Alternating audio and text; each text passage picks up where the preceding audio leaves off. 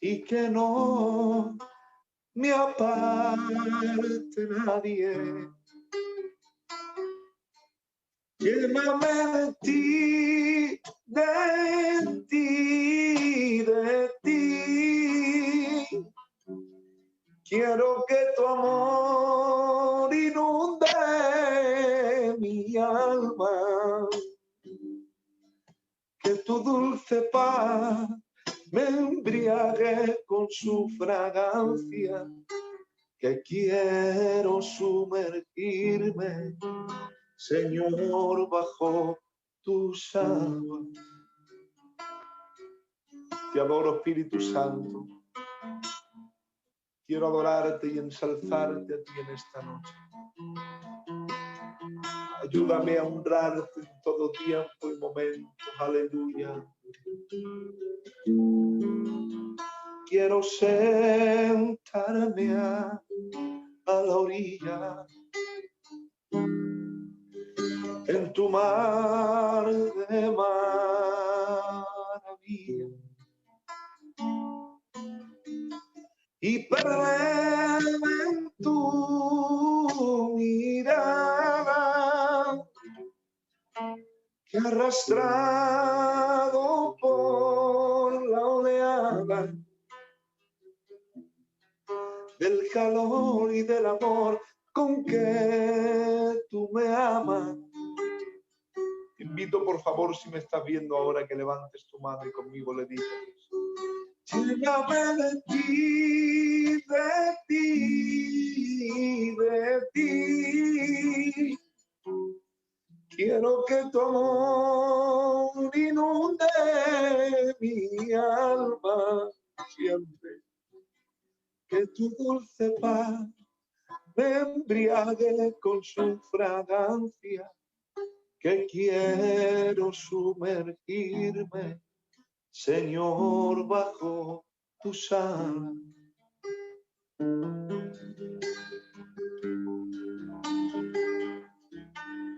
Te adoro, Espíritu Santo. Quiero ensalzarte a ti, Señor. Quiero glorificarte porque tú eres bueno. Y cómo no, por si nos están viendo, aunque sea despacio, pero dejarme deciros. Pero hay una palabra que es la que te da la vida. Su palabra te renueva y te llena de alegría. Su palabra es un inmenso. Su palabra te reanima. Su palabra es como espada que cuida de ti. La última palabra es suya. Cuando creo que me hundo, su mano me acaricia. Cuando creo que desmayo, su palabra me reanima. Cuando creo que me hundo, su mano me acaricia. Última palabra es suya, no lo dudes. Cuando creo que me hundo, que ya no puedo más, su palabra me reanima. Cuando creo que no salgo, su palabra me reanima. Cuando creo que no valgo, su mano me acaricia. Menos mal que le tenemos a Él. Menos mal que su palabra nos cura, que nos sana. Menos mal a Él, que Él es bendito y que no hay nadie como Él. Aleluya. Voy a tomar solamente esa estrofa para decirte: Él es el Padre perfecto y el Padre ideal, el Padre más bueno. Él es la luz, el camino, la verde y la vida, tú eres verdadero. Él es el agua de vida, como no, Señor, para mi renuevo. Y en este tiempo decimos, eres quien eres y atento quien eres y nada tengo que objetar. No te merecemos, pero tú nos quieres, sufres por la humanidad. Valor suficiente tengo para amarte, ay Padre, por toda la eternidad. Ay Padre, alábenle.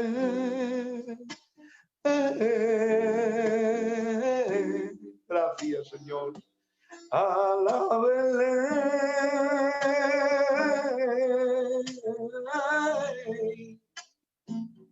Nos ha dado la vida.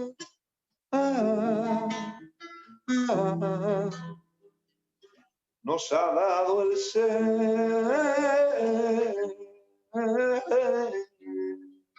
O lo digo más bien con esplendor, que la Iglesia nace, como no, desde el Calvario, nace desde el costado de Cristo, nace desde la sangre, nace desde el pago de la deuda que nosotros mismos debíamos, ese pago que nadie podía pagar, que la humanidad no podía pagar, ese acta de los decretos que siempre ha pertenecido, noten esto por favor, a la justicia del Dios Padre, y que era insaciable, que no había nada ni ofrenda que pudiera saciar, sino la sangre del Hijo, ¿vale? Como mediador entre Dios y los hombres para pagar la deuda, para ser redimidos, para ser adoptados, para tomar la remisión, como dice Gálatas, siendo antes esclavos, ahora sois hijos y como hijos herederos de la gloria del Eterno.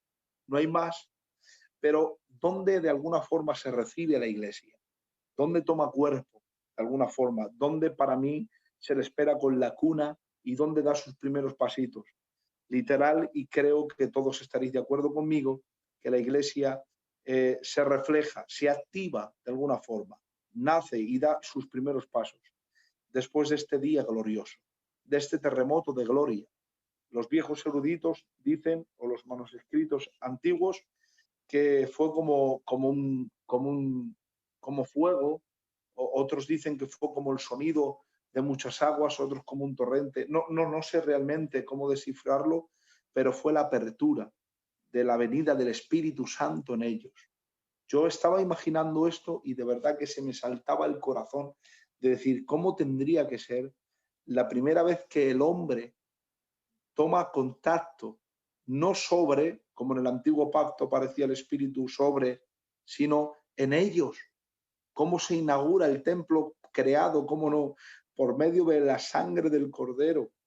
Gracias a la obra redentora de Jesús en la cruz, somos templo del Espíritu Santo. ¿Y dónde podemos fusionar? ¿Dónde podemos tomar parte de tener a la tercera persona en nosotros, al Espíritu Santo? Aleluya. Y en el día de Pentecostés, ese día tan glorioso, donde Jesús les dice, es necesario, o sea, necesitáis, yo ya he cumplido, le está diciendo, en el texto original es esto, yo ya he cumplido, ¿vale? Está consumado. O sea, la obra que yo tendría que hacer ya está hecha. Ahora necesita, o sea, es necesario que yo me vaya para que venga alguien a que en estos tiempos tan difíciles, en estos tiempos de inicio de la Iglesia, os guíe a toda la verdad, hablando de la persona del Espíritu en ellos. Ahora bien, cuando la Iglesia nace, esto es lo que yo sentía de compartir con todos los que están escuchando. Cuando nace la Iglesia, esta es la verdad. Esta es la verdad, que cuando nace la Iglesia, no te olvides que no nace en un escenario fácil. No nace sino en un escenario donde radicales, ortodoxos están gobernando, donde los ministros y los sacerdotes son fariseos, donde están aquellos mismos que han crucificado a Jesús y que no por nada van a dejar que sus seguidores crezcan, sino que todo lo contrario, empiezan a perseguirlos, empiezan a apedrearlos. El primer mártir lo vemos en la vida de Esteban. Después de ministrar, llevándolo ante el concilio, predica y después de predicar, cómo no, es apedreado.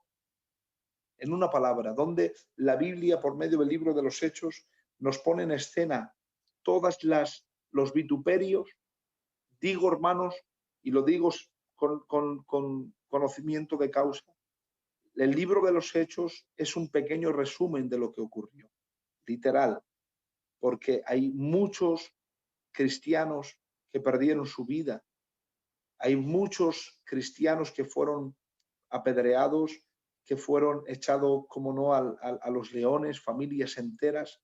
En una palabra, era un tiempo tan difícil, era un tiempo tan marcado, porque querían parar la obra de Dios.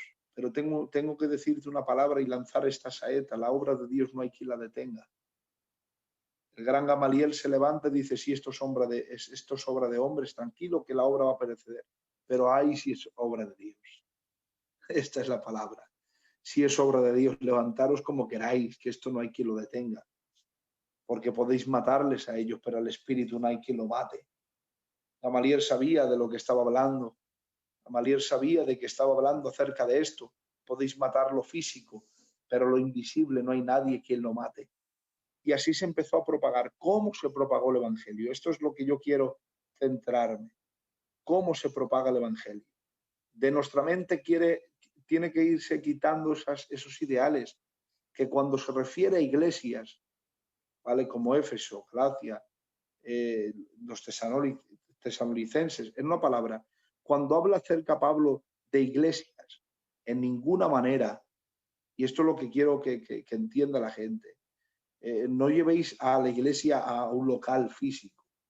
O sea, aquí no hay un local de 200 metros cuadrados con aire acondicionado, con bancos, con megafonía. Aquí no hay iglesias. Los tres primeros siglos de la iglesia primitiva ha sido la iglesia perseguida, donde sí se empezó a propagar el evangelio, pero no en un local, sino en los hogares, en las casas. De hecho, tenemos muchas salutaciones en las 13 cartas paulinas acerca de esto, a Priscila y Aquila, a mis colaboradores y a la iglesia que está en su casa. Además, hermanos, además, en fin, a todos los hermanos que se les escribe cartas, pero se les escribe partiendo, cómo no, desde sus casas. Sus casas eran pequeños centros donde, como células, se iban propagando el evangelio, de vis a vis, de uno a otros y de otros. En una palabra, no eran locales, sino eran iglesias en sus propias casas. Y hoy lo que tenemos que entender es esto. Hoy que los locales se han quitado, estamos siendo iglesia, porque la iglesia no es un local grande, ni la iglesia es un lugar de reunión. No, no. La iglesia es usted y su casa. Y esta es la gran verdad escondida. La iglesia no necesita un escenario para que se propague el evangelio. No. Necesita una vida creyendo a la palabra y poniendo en acción lo que cree para que la iglesia llegue a todos los rincones de la tierra. Necesita uno, y ese uno formará otro, y ese otro formará otro, y así formando discípulos, hacer discípulos a todas las naciones. Esta es la verdad, llevando el evangelio desde nuestras casas. Hay gente que creyó que quitándonos el local moríamos. Hoy nos hemos dado cuenta que no es un local, sino que es mantener una relación estrecha con este libro que tanto ha costado, que tantas lágrimas y sangre. Hay gente, hoy decía, que si tuviéramos, no sé, hay Biblias que a mí me regalan, tengo ahí un montón de regalos de Biblias, por la gracia de Dios, y que me sigan regalando, pero una Biblia vale 40 euros o 30, las buenas, las top. Pero yo decía, si tuviéramos que pagar cada letra que está expuesta aquí, si tuviéramos que pagar los mártires que han dejado su vida para que hoy este libro caiga en nuestras manos, esto no tiene precio. Y nosotros lo podemos estudiar ampliamente. Y nosotros lo tenemos a nuestra disposición. Y nosotros tenemos la libertad de ministrarlo, de predicarlo. Y cómo no, la relación en lo íntimo, en la oración. Entender que no hay momento más feliz. Uno de los últimos temas que el Señor me regalaba era esto: no hay momento más feliz que estar en Él, que vivir en Él. Por tanto, hoy que no hay local, pero hay iglesia, porque no hay local físico, pero sí hay iglesia en nuestras casas, en nuestros hogares. Realmente, cuando todo se estabilice, siempre lo digo, no creo que vaya a ser normal, pero sí se va a estabilizar.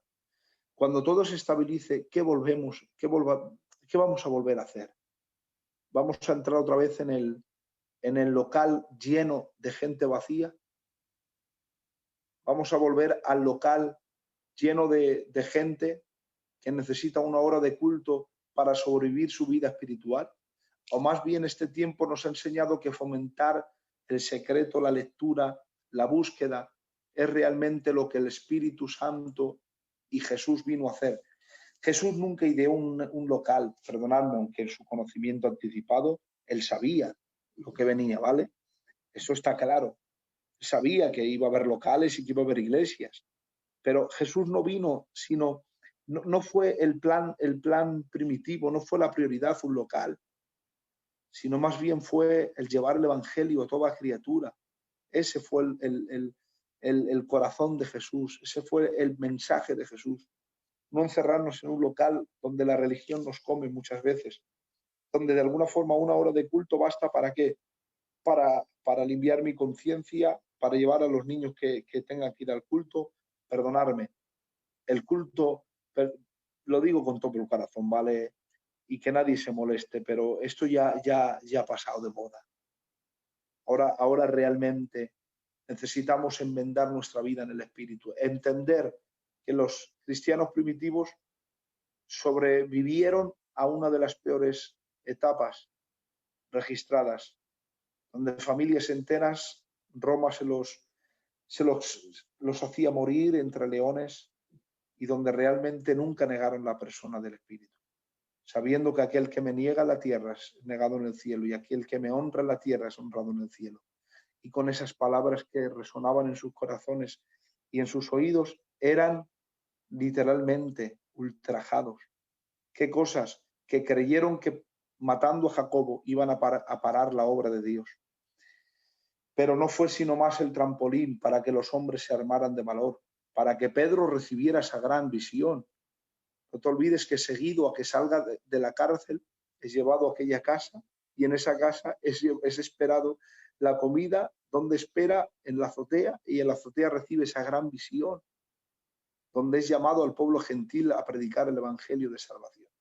En una palabra, lo que realmente, por decirlo de alguna forma, el hombre quiso y creyó, y el enemigo usó a aquellos para matar a Jacobo, creyendo que era lo que iba a deprimir a los apóstoles, lo que iba a romper en ellos el plan de Dios, todo lo contrario, fue el revulsivo de gloria, fue la forma que Dios usó para que los hombres saldrían de las azoteas, para que no estuvieran escondidos como iglesia, para que predicaran el evangelio.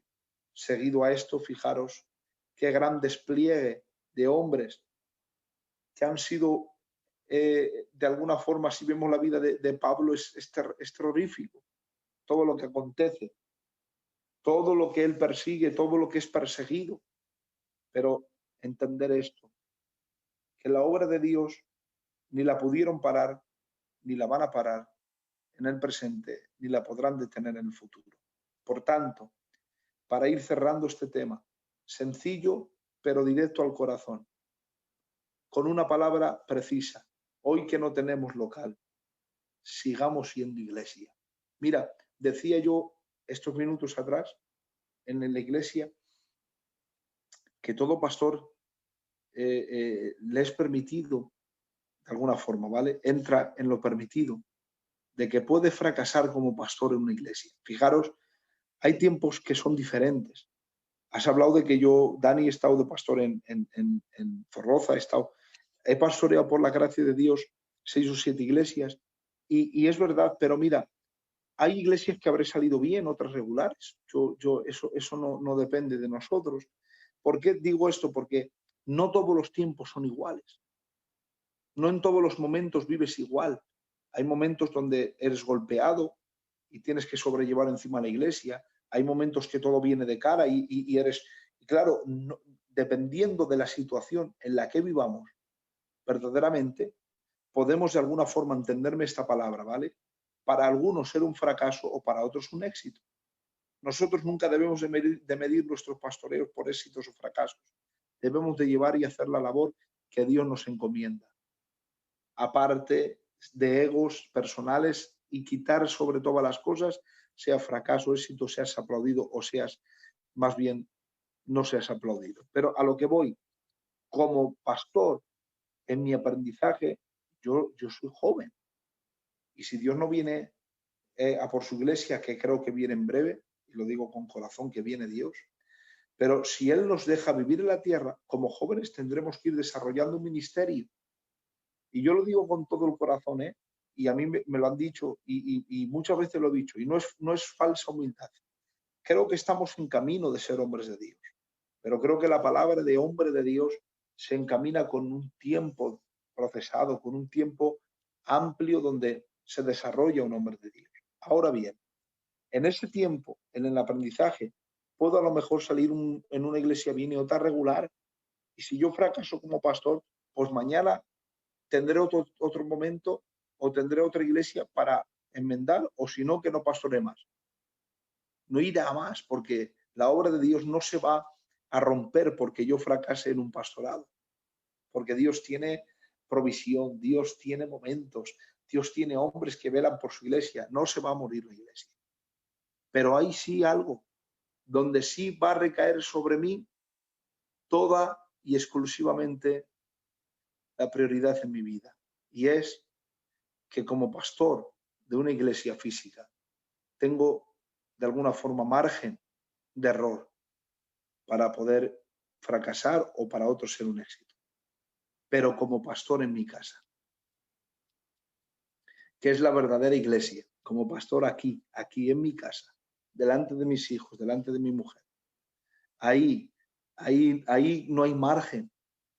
Decía Dante Gebel una vez, cero margen de error. Muchas veces el Ezequiel que está por ahí no sé si está escuchando, pero muchas veces lo ha usado esta palabra, cero margen de error. Es que hay cero margen de error. Como sacerdote en tu casa, como pastor de tu casa, como hombre de Dios en tu casa, es imposible. No hay margen para fracasar. Porque si fracaso yo como pastor, mañana entras tú, Dani, o entra Ezequiel. Y la iglesia va a sobrellevarse. Y la iglesia va a seguir. ¿Por qué? Porque la iglesia no depende de nosotros. Pero en mi casa, no vas a venir tú, Dani, a pastorear mi casa. Ni yo voy a ir a la tuya, porque como ministros Dios nos ha establecido y nos ha dejado estipulado a cada uno como sacerdotes, como gobernadores de nuestra propia casa. Y sería un fracaso imperdonable que yo tenga el eslogan de buen pastor en todas las iglesias donde vaya, pero sin embargo mis hijos nunca me recibieran como el verdadero pastor, porque verdaderamente ellos son los que me conocen. Por tanto, esta es la palabra, fomentando la iglesia en nuestra casa. No hay más. Recibir a Priscila y Aquila, dice en el libro de Romanos, capítulo 16, versos 3 y 5. Mis colaboradores y a la iglesia que está en su casa. ¿Ves? Es su iglesia, su casa. Allí no hay locales, pero sigue siendo una iglesia. Porque la iglesia no necesita un local de mucha gente, necesita el evangelio puesto en acción, la palabra de Dios, necesita el Espíritu Santo. ¿Para qué? Simple y llanamente, para gobernarnos y dirigirnos en el nombre de Jesús. Solamente termino esto. ¿Qué haremos hoy? Volveremos otra vez a entrar. Quiero que te hagas esta pregunta hoy. Los que me están escuchando, haceros esta pregunta. ¿Qué haremos, hermanos? Realmente, examinar esta pregunta, que es la conclusión de este mensaje. ¿Qué haremos? ¿Volver a crear una imagen ficticia, irreal, de lo que es la iglesia? ¿Estar volviendo a mantenernos de un rato, una hora de culto, cuando realmente lo verdadero está en nuestra casa, en nuestro hogar, y fomentar la vida de Dios en el secreto? Os animo, hermanos, os insto, como dice la palabra, a que fomentemos la vida de Dios en nuestros hogares.